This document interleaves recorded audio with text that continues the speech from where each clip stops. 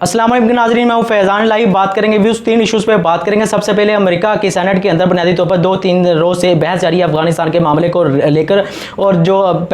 जो डेमोक्रेटिक है या रिपब्लिकन है, दोनों जमातें बुनियादी तौर पर एक दूसरे पर इल्ज़ामात लगा रही है। अफगानिस्तान के मामले पर एक दूसरे पर इल्ज़ामात लगाने के हवाले से इस तमाम जो सूरत हाल है उसका जो ज़िम्मेदार है वो एक दूसरे को ठहराया जा रहा है। लेकिन इस हवाले से जो एक अफगानिस्तान के मामले के अंदर पाकिस्तान को लेकर बहस बहुत ज़्यादा छिड़ी जिसे हम कह सकते हैं बुनियादी तौर पर पाकिस्तान के किरदार के हवाले से जो है बुनियादी तौर पर बात की गई। और दूसरी खबर जो हम बात करेंगे, अमेरिका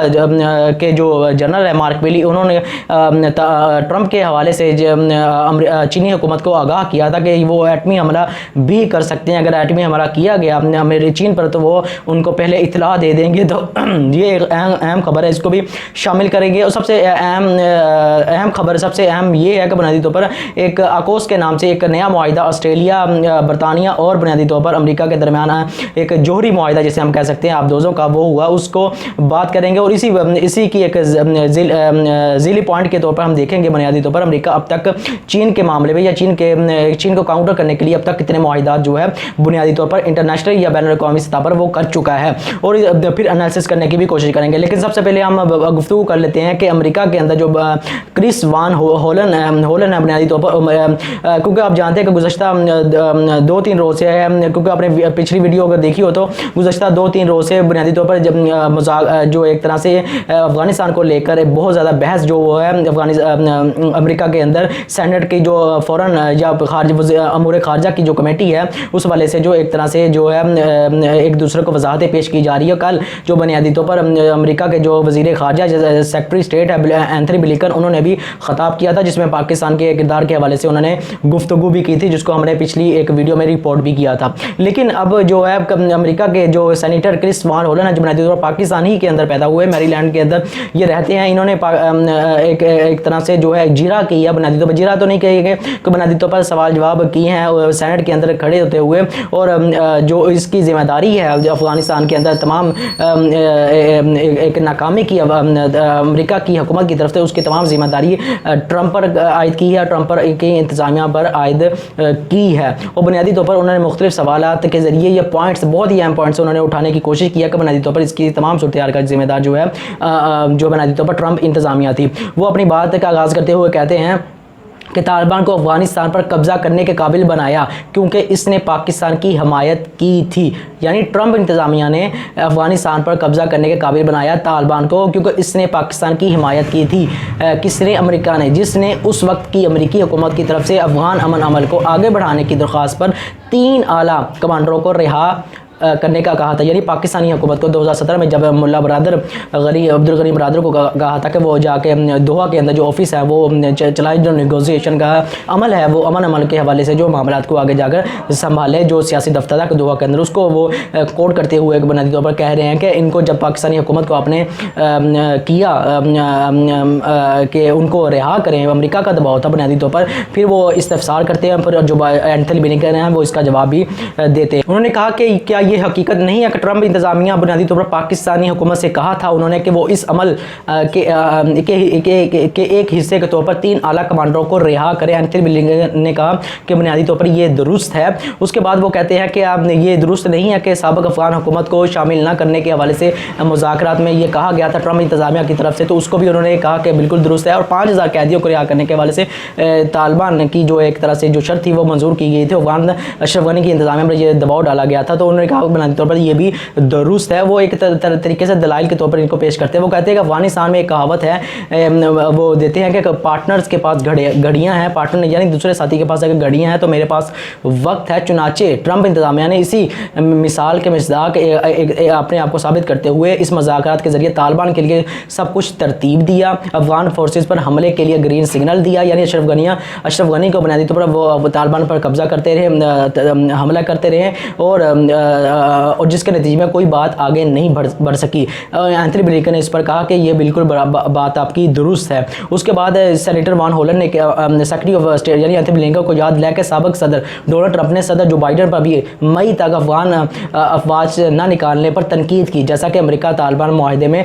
طے پایا تھا. پھر وہ کہتے ہیں کہ بائیڈن انتظامیہ نے اب پاکستان اور بھارت دونوں کو ایک میز پر رکھا ہے کیونکہ علاقائی پلیئرز کو شامل کیے بغیر افغان تنازع جو ہے حل نہیں ہو سکتا. میں سمجھتا ہوں کہ ان ممالک سے کم از کم پاکستان بھارت کی طرح اور دیگر کی طرف افغانستان میں انتشار و خانہ جنگی کو روکنے میں دلچسپی رکھتے ہیں. پھر وہ پاکستان کے حوالے سے پھر کہتے ہیں کہ ظاہر ہے ہم نے ان سے کہا تھا یعنی پاکستان سے وہ قیدیوں کو رہا کریں اور انہوں نے گرفتار کر رکھے تھے تو ظاہر ہے کہ وہ ہمیں ISI پر نظر رکھنی ہوگی. یعنی ISI نے اس حوالے سے ہم نے حکومت کو کہا تھا, ان پر دباؤ ڈالا تھا پاکستانی حکومت کو, تو ہم نے وہ رہا کیے, تو ہمیں ISI کے حوالے سے جو ہے ان پر اب نظر رکھنی ہوگی. میرا ماننا ہے کہ تاہم اب ہم سب کو مل کر ایک مستحکم افغانستان کے مقصد کو حاصل کرنے کے لیے کام کرنا چاہیے جو اپنے لوگوں کو حقوق کا تحفظ کر سکے. کچھ قانون سازوں نے بنیادی طور پر پاکستان پر ایک طرح سے پابندیاں لگانے کا, افغانستان پر پابندیاں لگانے کا مطالبہ کیا اور بنیادی طور پر یہ بھی کہا کہ جو انسانی امداد ہے وہ تھوڑی بہت جو ہے وہ طالبان کو ملتی رہنی چاہیے. اور جو اینتھنی بلنکن نے اس موقع پر کہا کہ چین,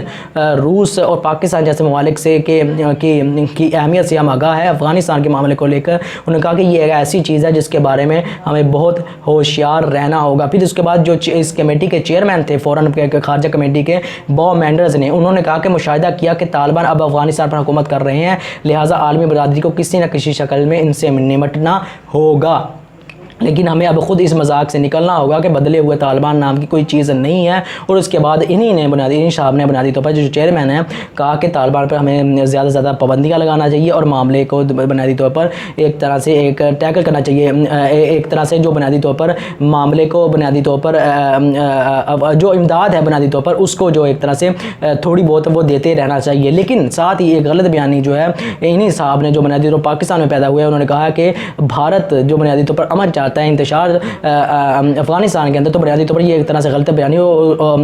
ہوئی. اور یہ ان کا یہ بات تو بالکل درست تھی بنیادی طور پر کہ پاکستان افغانستان کے اندر امن چاہتا ہے اور انتشار نہیں چاہتا. لیکن بھارت کا معاملہ یہ ہے کہ پاکستان کے اندر وہ دہشت گردی موازی میں پھیلاتا رہا ہے. اور امریکہ ہی کی حکومت جو بنیادی طور پر افغانستان کے اندر جو انڈیا کی حکومت کو لے کر آئی تھی, اور اس کے کونسل خانے جو امریکہ کسی بھی ملک کے سب سے زیادہ افغانستان کے اندر اس کے کونسل خانے تھے, ان کونسل خانوں وہ پاکستان کے اندر پروکسی اور دہشت گردی کے لیے استعمال کیا کرتا تھا. تو یہ ایک طرح سے انہوں نے غلط بیانی کی. لیکن ان تمام سینیٹ کے اندر گفتگو کو سے آپ کو اندازہ ہو گیا ہوگا کہ بنیادی طور پر وہ گفتگو کس طرح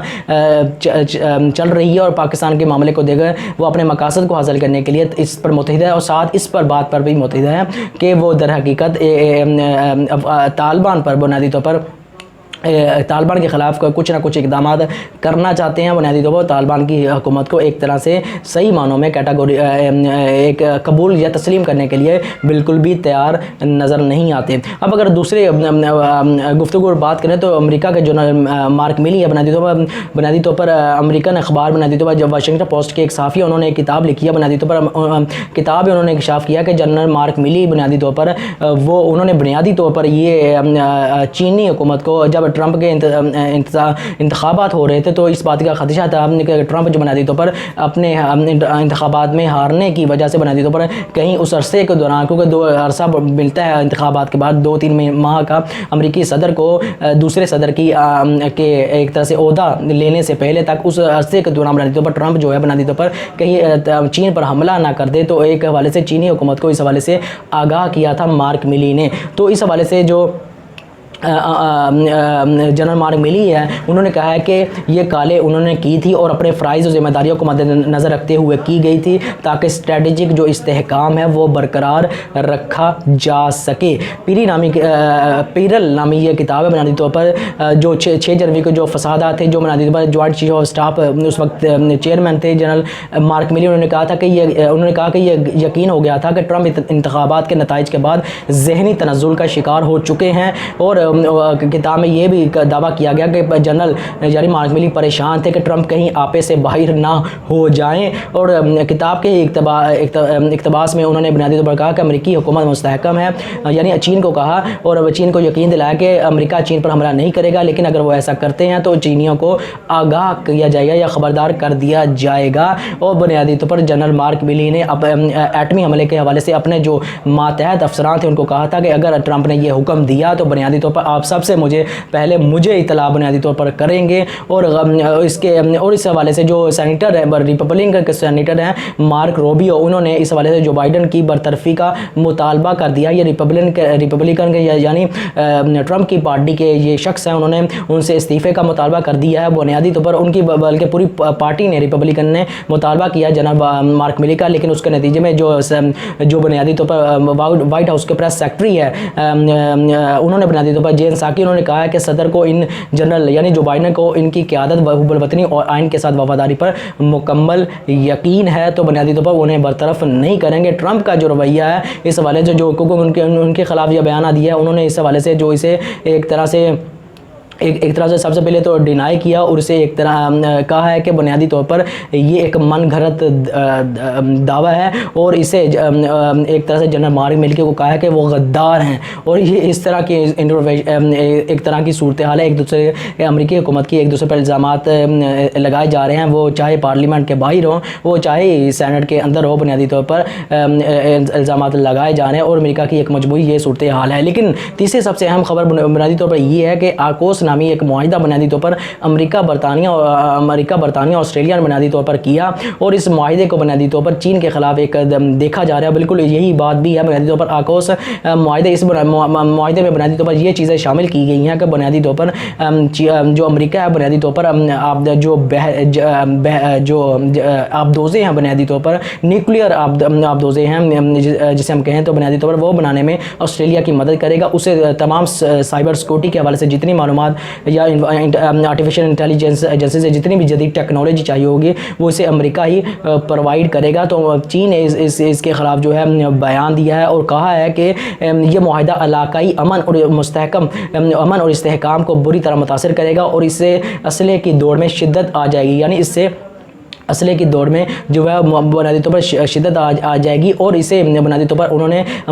جو چینی حکومت ہے انہوں نے اسے سرد جنگ کی ذہنیت اور نظریاتی تعصبات کا ایک طرح سے تعصبات کا شکار اس معاہدے کو کہا ہے. لیکن اگر ہم بات کریں کہ جو بائیڈن یا دوسرے کیونکہ یہ جو معاہدہ کیا گیا ہے یہ بنیادی طور پر پریس کانفرنس بنیادی طور پر جسے ہم ورچوئل پریس کانفرنس کہہ سکتے ہیں کہ ویڈیو کے ذریعے کی گئی. امریکہ کے صدر جو بائیڈن اور بورس جانسن اور اسکاٹ مارسن جو آسٹریلیا کے وزیر اعظم ہیں ان کی ایک طرح سے قیادت میں یہ پریس کانفرنس کی گئی اور یہ اعلان کیا گیا بنیادی طور پر امریکہ مدد کرے گا یہ ہتھیار بنانے کے حوالے سے آسٹریلیا کے لیے. اور اس کے ساتھ ہی امریکی صدر جو بائیڈن جو برطانوی وزیر جانسن آسٹریلیا کے ہمسم اسکاٹ مارسن یہ موجود تھے. تو بنیادی طور پر پریس کانفرنس میں چین کا جو بنیادی طور پر براہ راست نام نہیں لیا گیا، کہا گیا کہ خطے میں خدشات بہت زیادہ ہیں، ان خدشات کو نمٹنے کے لیے یا ان خدشات میں بہت زیادہ اضافہ ہو گیا ہے، تو اس معاہدے کی بہت زیادہ ضرورت تھی. جو وزیر خارجہ دفاع ہیں بنیادی طور پر برطانیہ کے، انہوں نے کہا ہے کہ چین اتنے بڑے عسکری اخراجات کرنے جا رہا ہے جس کی تاریخ میں مثال کم ہی ملتی ہے. چین بڑی تیزی سے اپنی بحریہ اور فضائیہ میں اضافہ کر رہا ہے. صاف ظاہر ہے کہ چین کچھ علاقائی تنازعات میں شریک ہے اور ان علاقوں میں ہمارے اتحادی ممالک کی خواہش ہے کہ وہ بھی اپنا دفاع کر سکے. بنیادی طور پر اگر ہم بات کریں ان آبدوزوں کی بنیادی طور پر، تو امریکہ کے بعد جو آبدوزیں ہیں بنیادی طور پر ان کے پاس 68 یا 68 آبدوزیں ہیں، جن میں سے تقریباً 14 جو بنیادی طور پر وہ نیوکلیئر ہیں، یعنی جو وہ نیوکلیئر یعنی ایٹمی ہتھیار لے کے جانے کے قابل ہیں، اور بنیادی طور پر باقی جو ہے وہ بنیادی طور پر عام آبدوزیں جو بنیادی طور پر ہوتی ہیں وہ ہیں. اور رشیا کے پاس 29 ہیں اور اس کے پاس 11 کے قریب جو بنیادی طور پر یہ ایٹمی ہتھیار والی ہے، تو بنیادی طور پر باقی وہ دوسری ہیں. چائنا کے پاس بنیادی طور پر اگر ہم بات کریں تو اس کے پاس 6 آبدوزیں وہ جو ہے نیوکلیئر ہتھیار والی ہیں اور باقی دوسری ہیں. یو کے یعنی برطانیہ کے پاس ٹوٹل 11 ہیں، اس کے پاس 4 جو ہیں نیوکلیئر جو آبدوزیں ہیں وہ بنیادی طور پر فرانس کے پاس ٹوٹل 8 ہیں اور 4 بنیادی طور پر یہی ہے آبدوزیں جو نیوکلیئر ہیں. اور انڈیا اس حوالے سے ایک پوزیشن میں اس حوالے سے اس کے پاس ایک جو ہے ایک آبدوز بحری ہے جو اس حوالے سے اہمیت رکھتی ہے اس خطے میں. تو اس حوالے سے جو نیوکلیئر ہتھیار جو بنیادی جوہری آبدوزیں ہم جسے کہہ سکتے ہیں بنائی گئی ہیں، یہ بنیادی طور پر ایک تو ان کی جو رفتار بہت زیادہ تیز ہوتی ہے، یہ بہت زیادہ میزائل کو اپنے اوپر لا سکتے ہیں، بہت زیادہ تیزی سے میزائل کو داغ سکتے ہیں یعنی نشانے پر داغ سکتے ہیں، اور بہت تیز ایک تو رفتار ہوتی ہے اور یہ زیادہ دیر تک جو ہے وہ پانی کے اندر رہ سکتی ہیں. یہ ان کی ایک طرح سے ہم کہہ سکتے ہیں ان کی جو کریکٹرسٹکس جو ہم بیان کر سکتے ہیں یا ان کی پراپرٹیز یا خصوصیات جو بنیادی طور پر اس کی ہو سکتی ہیں. اور اس حوالے سے جو برطانیہ اس حوالے سے جو ایک طرح سے 7واں ملک بن جائے گا آسٹریلیا بحری آبدوز کو رکھنے کے حوالے سے، جس طرح ہم نے پچھلے بحریوں کا تذکرہ کیا۔ اب اس کو انالیسس کرنے کی کوشش کرتے ہیں کہ بنیادی طور پر امریکہ نے اب تک اس خطے میں کتنے جو ہے وہ ہم کہہ سکتے ہیں کہ بنیادی طور پر معاہدات کر لیے ہیں، اور معاہدات کو چین کے خلاف استعمال کرنے جا رہا ہے۔ سب سے پہلے تو یہ جو نیا معاہدہ جسے ہم کہہ سکتے ہیں کہ بنیادی طور پر کیا ہے آکوس کے نام سے، جو کہ مخفف ہے ایک اے سے آسٹریلیا، یو کے سے یو کے یعنی یونائٹڈ کنگڈم، اور یو ایس سے یونائٹڈ اسٹیٹ یعنی امریکہ۔ آکوس کے نام سے یہ بنیادی طور پر جانا جاتا ہے، اور یہی اس کا جو ہے اس کی ایبریویشن بنتی ہے۔ تو بنیادی طور پر یہ معاہدہ جو بنیادی طور پر کیا گیا ہے، یہ در حقیقت چین کے خطے کو ہی سامنے رکھ کر کیا گیا، کیونکہ پینٹاگون کے اعداد و شمار کے مطابق چین کے پاس سب سے زیادہ بحری جہاز ہے، جس میں 365 اس کے پاس بحری ایک طرح سے بحری جہاز ہیں، اور اس کے پاس بہت بڑی فضائی طاقت بھی ہے۔ تو امریکہ کی پالیسی یہ ہے کہ اس خطے میں یعنی انڈو پیسفک خطے میں اس کو ٹیکل کرنے کے لیے، یا فار ایسٹ یا جنوب مشرقی ایشیا کے خطے میں چین کو ٹیکل کرنے کے لیے بنیادی طور پر وہ ان تمام معاملات کو چین کو زیادہ سے زیادہ ایک طرح سے وہ اس کی طاقت کو کم سے کم کرنے کی کوشش کرنا چاہے گا، اور زیادہ سے زیادہ جو ہے معاہدات میں شامل دوسرے اپنے اتحادیوں کو شامل کر کے چین پر ایک طرح کو دباؤ یا نفسیاتی جو ایک طرح سے دباؤ یا روب کی سی کیفیت پیدا اس پر ڈالنے کے لیے ایک طرح سے یہ تاثر دینا چاہتا ہے کہ امریکہ جو چین ہے وہ بنیادی طور پر دبا رہے، اور چین کے اور امریکہ کے انفلوئنس کو چاہے وہ روب کے ذریعے سے ہو، چاہے وہ نفسیاتی طور پر اس کا دباؤ ہو، وہ اس کو برداشت کرتے ہوئے جو ایک طرح سے جو ہے چین وہ جو ہے اپنے قدم پیچھے ہٹنے پر مجبور ہو جائے۔ لیکن چین کا معاملہ یہ ہے بنیادی طور پر اس نے اسے ایک نفسیاتی ایک طرح سے حربہ بھی کہا ہے، بنیادی طور پر اسے جو کولڈ وار سے ریلیٹڈ ایک جسے کہ سرد جنگ کا ایک حربہ قرار دیا ہے، اور اسے کہا ہے کہ در حقیقت یہ عصبیت ہے بنیادی طور پر چین کی حکومت سے اس حوالے سے یہ کہا گیا ہے۔ اب یہ آکوس کا جو معاہدہ کیا گیا بنیادی طور پر آپ دیکھ سکتے ہیں کہ اگر آپ جو اسٹریٹجی کے حوالے سے خطے کی جو حالات ہیں اس کو دیکھیں تو جو آسٹریلیا بالکل ایک کنارے پر واقع ہے، ایک جزیرے کی طرح بالکل، اس کے ساتھ بالکل نیوزی لینڈ ہے، بالکل یہ دو ممالک نزدیک ترین کوئی بھی چیز نہیں ہے، تو بنیادی طور پر یہ دو ملک ہی بچ جاتے ہیں۔ تو ان کو امریکہ نے اٹھایا اور اس میں برطانیہ اور اس کو داخل کر کے بنیادی طور پر آسٹریلیا کو ساتھ ملا کر آکوس کا جو معاہدہ کر لیا اور بنیادی طور پر، لیکن اب اس ساتھ ہی جو دوسرا معاہدہ بنیادی طور پر امریکہ نے کیا ہے وہ 5 آئیز کے نام سے یا 5 آنکھیں کے نام سے جانا جاتا ہے، جس میں بنیادی طور پر ہم امریکہ کے ساتھ جو ملک موجود ہے شمالی امریکہ میں جسے ہم کہتے ہیں کینیڈا، اس کو شامل کیا ہوا ہے، اور ادھر سے ہم کہہ سکتے ہیں آسٹریلیا اور نیوزی لینڈ اور برطانیہ کو شامل کیا ہوا ہے، جس کو 5 آئیز کے نام سے جانا جاتا ہے، جس کو اس حوالے سے اسٹریٹجی کے حوالے سے بھی بہت اہمیت حاصل ہے، عسکری لحاظ سے بھی بہت زیادہ اہمیت حاصل ہے، کیونکہ یہ عسکری معاہدات ہی ہے تمام کہ ایک دوسرے کے ساتھ جنگوں میں جو ہے ایک دوسرے کی مدد کی جائے گی، اور انٹیلیجنس جو معلومات ہیں وہ شیئر کی جائے گی، یہ ان معاہدات کی بنیادی طور پر بنیاد ہوتی ہے۔ تو 5 آئیز کے حوالے سے جو نیوزی لینڈ رہ گیا تھا اور کینیڈا رہ گیا تھا، ان کو بھی اس معاہدے کے ذریعے جو خلا کو پر کر لیا گیا، اور امریکہ کے جو بڑے بڑے اتحادی ہیں ان کو اس معاہدے میں بنیادی طور پر شامل کر لیا گیا۔ اب جو آکوس کا معاہدہ ہوا ہے بنیادی طور پر اس میں سب سے اہم بات ہے کچھ یہ بھی ویورز نوٹ کر لیں کہ فرانس نے آسٹریلیا کو اس حوالے سے کہا ہے کہ وہ غداری کی ہے، اس نے اس کی پیٹھ میں چھرا گھونپا ہے۔ وہ کیوں کہا ہے؟ وہ اس لیے کہا ہے کہ اس نے 12 جو آبدوزیں امریکہ بنانے کے لیے مدد کرے گا، اس سے پہلے جو ہے معاہدہ کر چکا تھا فرانس کے ساتھ آسٹریلیا بحری آبدوزوں کو بنانے کے حوالے سے۔ اب وہ معاہدہ ہے